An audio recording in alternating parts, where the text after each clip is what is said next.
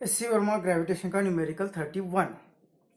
A Mars satellite moving in an orbit of radius 9.4 into 10 raised to 3 kilometer takes 27,540 seconds to complete one revolution. Calculate mass of Mars.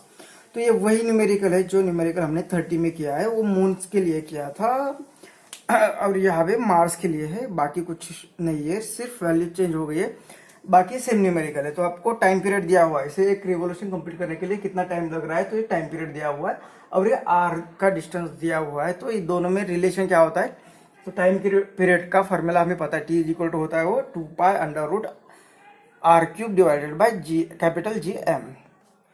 तो ये time period का formula, इसकी value आपको already पता है, T is equal to क्या होता है 2π√r की वैल्यू ये यहाँ पे दी है 9.4 इंटू 10⁻³ और इसका क्यूब डिवाइडेड बाय जी की वैल्यू ये पता ही होती है क्योंकि ये कांस्टेंट होता है और एम आपको फाइंड करना है। तो ये एम जो फाइंड करना है वो अंडर रूट है, तो दोनों साइड का स्क्वायर करेंगे। तो स्क्वेयरिंग करने के बाद क्या होगा, और ये टी की वैल्यू भी यहाँ पे दी है 27,540 सेकेंड। तो ये स्क्वायर करने के बाद इसका स्क्वायर करना है इसका, और ये 4 और ये पाई स्क्वायर, और ये स्क्वायर करने के कारण ये स्क्वायर रूट चला जाएगा और इसका फिर 6.67 इंटू 10⁻⁻11 और ये मास m यहाँ तक हो गया। अभी m को यहाँ पे लेते हैं और इसे यहाँ पे लेके आना है।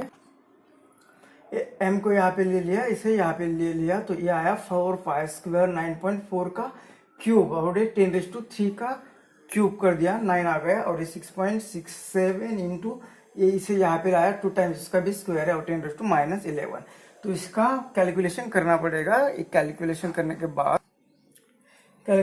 बाद ये आंसर आ जाएगा।